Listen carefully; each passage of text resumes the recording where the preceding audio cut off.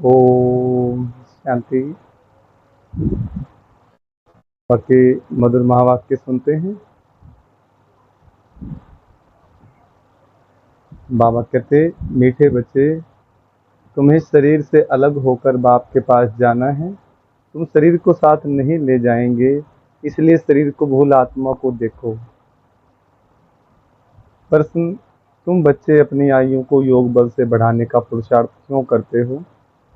उत्तर, क्योंकि तुम्हारी दिल होती है कि हम बाप द्वारा सब कुछ इस जन्म में जान जाएं, बाप द्वारा सब कुछ सुन लें, इसलिए तुम योग बल से अपनी आयु को बढ़ाने का पुरुषार्थ करते हो। अभी ही तुम्हें बाप से प्यार मिलता है, ऐसा प्यार फिर सारे कल्प में नहीं मिल सकता। बाकी जो शरीर छोड़कर चले गए उनके लिए कहेंगे ड्रामा, उनका इतना ही पार्ट था। ओम शांति।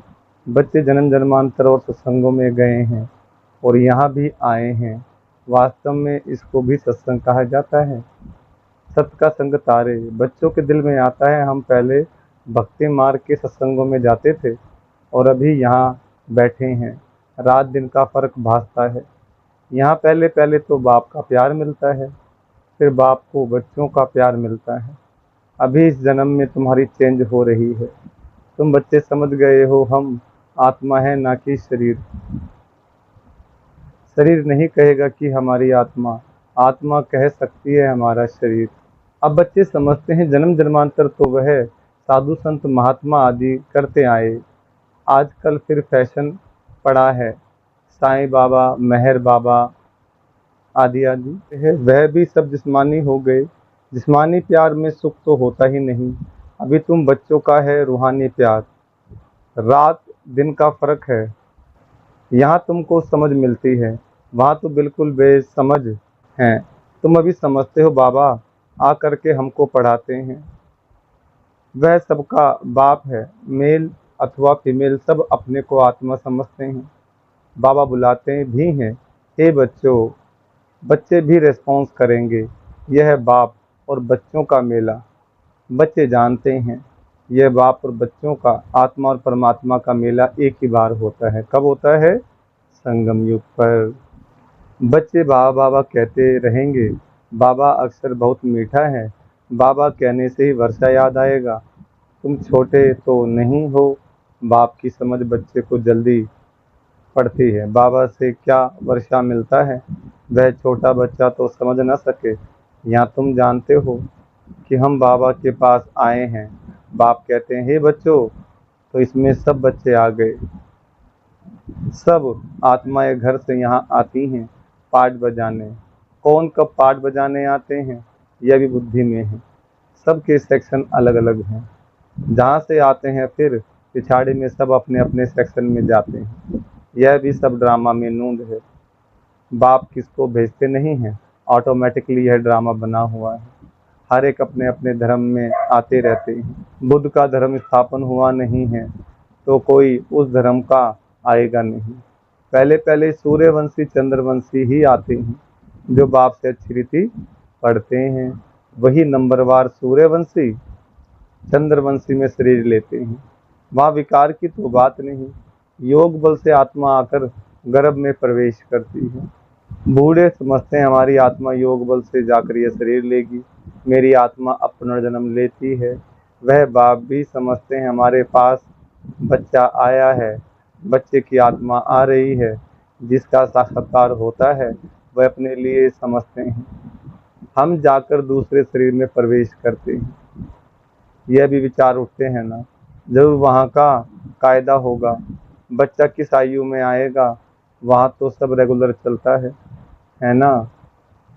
वह तो आगे चल महसूस होगा, सब मालूम पड़ेगा। ऐसे तो नहीं 15-20 वर्ष में कोई बच्चा होगा जैसे यहाँ होता है।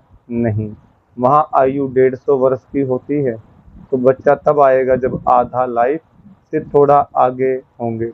उस समय बच्चा आता है क्योंकि वहाँ आयु बड़ी होती है। एक ही तो बच्चा आना होता है, फिर बच्ची भी आनी है। कायदा होगा, पहले बच्चे की फिर बच्ची की आत्मा आती है। विवेक कहता है पहले बच्चा मन लड़का आना चाहिए, पहले मेल पीछे फीमेल, 8-10 वर्ष देरी से आएंगे, आगे चल तुम बच्चों को सब साक्षात्कार होना है। कैसे वहाँ की रस्म रिवाज है, यह सब बातें नई दुनिया की बाप बैठ समझाते हैं। बाप ही नई दुनिया स्थापन करने वाला है। रस्म रिवाज भी जरूर सुनाते जाएंगे, आगे चल बहुत सुनाएंगे और तब साक्षात्कार होते रहेंगे। बच्चे कैसे पैदा होंगे, कोई कोई नहीं, कोई कोई कोई नई बात नहीं। तुम तो ऐसी जगह जाते हो जहाँ कलब कलब जाना ही पड़ता है। वैकुंठ तो अब नजदीक आ गया है, अब तो बिल्कुल नजदीक ही आकर पहुँचे हो। हर एक बात तुमको नजदीक देखने आएगी। जितना तुम ज्ञान योग में मजबूत होते जाएंगे, अनेक बार तुमने पाठ बजाया है, अभी तुमको समझ मिलती है। जो ही तुम साथ ले जाएंगे, वहाँ की क्या रस्म रिवाज होगी सब जान जाएंगे। शुरू में तुमको सब साक्षात्कार हुए थे, उस समय तो अर्जुन तुम अलफ बे पढ़ते थे, फिर लास्ट में भी जरूर तुमको साक्षात्कार होने चाहिए। तो बाप बैठ सुनाते हैं, वह सब देखने की चाहना तुमको यहाँ होगी। समझेंगे कहाँ शरीर न छूट जाए, सब कुछ देख कर जाएं। इसमें आयु बढ़ाने के लिए चाहिए योग बल। जो बाप से सब कुछ सुने, सब कुछ देखें। जो पहले से गए उनका चिंतन नहीं करना चाहिए, वह तो ड्रामा का पार्ट है। तकदीर में नहीं था ज़्यादा बाप से लव लेना, क्योंकि जितना जितना तुम सर्विसेबल बनते हो तो बाप को बहुत बहुत प्यारे लगते हो। जितना सर्विस करते हो, जितना बाप को याद करते हो, वह याद जमती रहेगी, तुमको बहुत मज़ा आएगा। अभी तुम बनते हो ईश्वरीय संतान।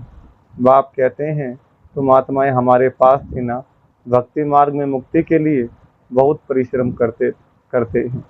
जीवन मुक्ति को तो जानते नहीं, यह बहुत लवली ज्ञान है, बहुत लव रहता है।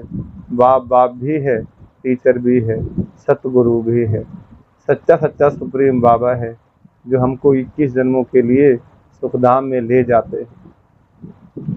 आत्मा ही दुखी होती है, दुख सुख आत्मा ही महसूस करती है। कहा भी जाता है पाप आत्मा पुण्य आत्मा। अभी बाप आए हैं हमको सभी दुखों से छुड़ाने। अभी तुम बच्चों को बेहद में जाना है, सब सुखी हो जाएंगे, सारी दुनिया ही सुखी हो जाएगी। ड्रामा में पार्ट है, उनको भी तुम समझ गए हो। तुम कितना खुशी में रहते हो। बाबा आया है हमको स्वर्ग में ले चलने के लिए, हम सब आत्माओं को स्वर्ग में ले जाएंगे। बाप धैर्य देते हैं, मीठे मीठे बच्चों, मैं तुमको सब दुखों से दूर करने आया हूँ। तो ऐसे बाप से कितना प्यार होना चाहिए। सभी संबंधों ने तुमको दुख दिया है, यह है ही दुखदाई संतान। तुम दुखी होते दुख की ही बातें सुनते आए हो, अब बाप सब बातें समझा रहे हैं। अनेक बार समझाया है और चक्रवर्ती राजा बनाया है, तो जो बाप हमको ऐसा स्वर्ग का मालिक बनाते हैं, उन पर कितना प्यार होना चाहिए। एक बाप को ही तुम याद करते हो, सिवाय बाप के और कोई से संबंध नहीं। आत्मा को ही समझाया जाता है हम सुप्रीम बाप के बच्चे हैं। अब जैसे हमको रास्ता मिला है, फिर औरों को भी सुख का रास्ता बताना है। तुमको सिर्फ आधा कल्प के लिए ही नहीं, पौना कल्प के लिए सुख मिलता है। तुम पर भी कई कुर्बान जाते हैं, क्योंकि तुम बाप का संदेश बताकर सब दुख दूर कर देते हो। तुम समझते हो इन्हें भी, ब्रह्मा को भी यह नॉलेज सुप्रीम बाप से मिलती है। यह फिर हमको पैगाम देते हैं, हम फिर औरों को पैगाम देंगे। बाप का परिचय देते सब बच्चों को जगाते रहते हैं। अज्ञान नींद से, भक्ति को अज्ञान कहा जाता है।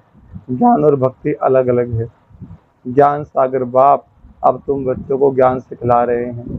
तुम्हारे दिल में आता है बाबा हर 5000 वर्ष बाद आकर हमें जगाते हैं। हमारा जो दीवा है उसमें घृत बाकी थोड़ा जाकर रहा है, इसलिए अब फिर ज्ञान घृत डाल दीप जगाते हैं। जब बाप को याद करते हैं तो आत्मा रूपी दीप प्रज्वलित होता है। आत्मा में जो कट चढ़ी हुई है वह उतरेगी बाप की याद से। इसमें ही माया की लड़ाई चलती है। माया घड़ी घड़ी बुला देती है और कट उतारने के बजाय चढ़ती जाती है, बल्कि जितना उतरी थी उससे भी जास्ती चढ़ जाती है। बाप कहते हैं, बच्चे मुझे याद करो तो कट उतर जाएगी। इसमें मेहनत है, शरीर की कशिश ना हो, देह अभिमानी बनो। हम आत्मा हैं बाबा के पास, शरीर सहित तो जा नहीं सकेंगे, शरीर से अलग होकर ही जाना है। आत्मा को देखने से कट उतरेगी, शरीर को देखने से कट चढ़ती है। कभी चढ़ती कभी उतरती, यह चलता रहता है, कभी नीचे कभी ऊपर। बड़ा नाजुक रास्ता है।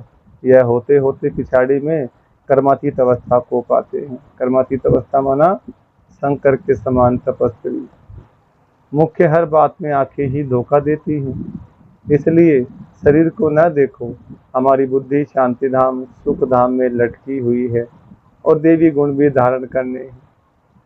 भोजन भी शुद्ध खाना है, देवताओं का पवित्र भोजन है।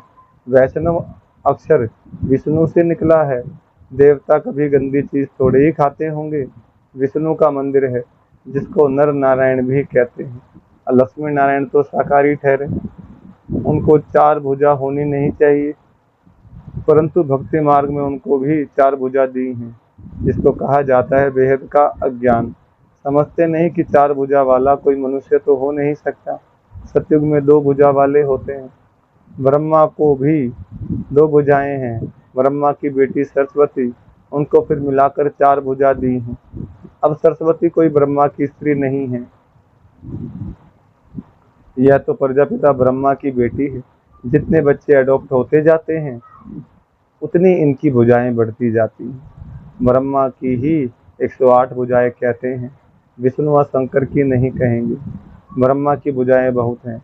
भक्ति मार्ग में तो कुछ समझ नहीं, बाप आकर बच्चों को समझाते हैं।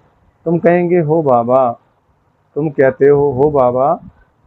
बाबा ने आकर हमको समझदार बनाया है। मनुष्य कहते हैं हम शिव के भक्त हैं। अच्छा, तुम शिव को क्या समझते हो? अभी तुम समझते हो शिव बाबा सब आत्माओं का बाप है, इसलिए उनकी पूजा करते हैं। मुख्य बात बाप कहते हैं, मामे कम याद करो। तुमने बुलाया भी है, ये पतित पावन आकर हमको पावन बनाओ। सभी पुकारते ही रहते हैं, पतित पावन सीताराम। ये भी गाते रहते हैं, यह भी गाते रहते थे। कौन? ब्रह्मा बाबा। बाबा को थोड़े ही मालूम था कि बाप स्वयं आकर मेरे में प्रवेश करेंगे। कितना वंडर है, कभी ख्याल में भी नहीं था। पहले तो आश्चर्य खाते थे, ये क्या होता है। मैं किसको देखता हूँ तो बैठे बैठे उनको कशिश होती है। यह क्या होता है। शिव बाबा कशिश करते थे, सामने बैठो तो ध्यान में चले जाते थे।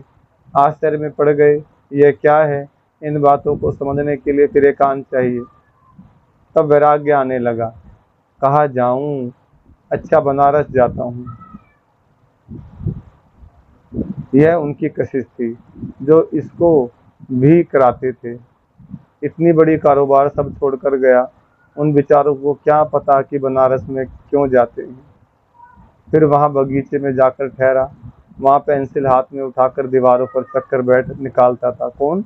ब्रह्मा बाबा की बात चल रही है। शिव बाबा बता रहे हैं उनके बारे में। बाबा क्या कराते थे कुछ पता नहीं पड़ता था। रात को नींद आ जाती थी, समझता था कहाँ उड़ गया हूँ।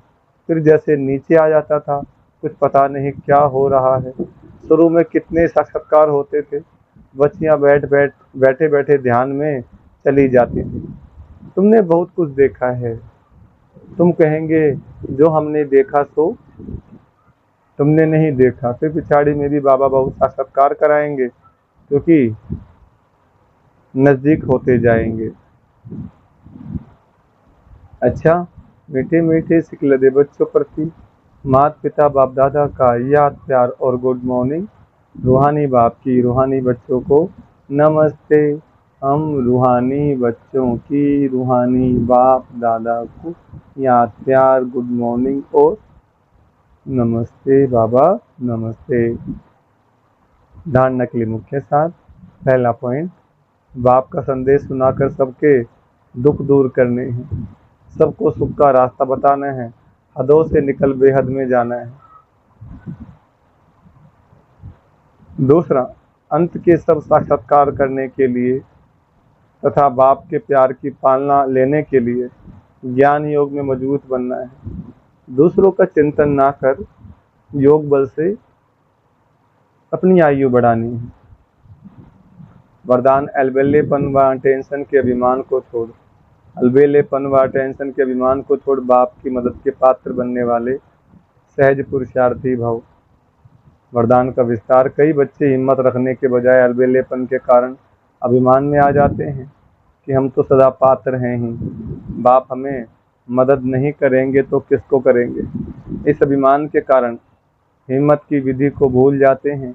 कईयों में फिर स्वयं पर अटेंशन देने का भी अभिमान रहता जो मदद से वंचित कर देता है। समझते हैं हमने तो बहुत योग लगा लिया, ज्ञानी योगी तो आत्मा बन गए, सेवा की राजधानी बन गई। इस प्रकार के अभिमान को छोड़ हिम्मत के आधार पर मदद के पात्र बनो तो सहज पुरुषार्थी बन जाएंगे। स्लोगन है, जो वेस्ट और नेगेटिव संकल्प चलते हैं उन्हें परिवर्तन कर विश्व कल्याण के कार्य में लगाओ। अच्छा, ओम शांति।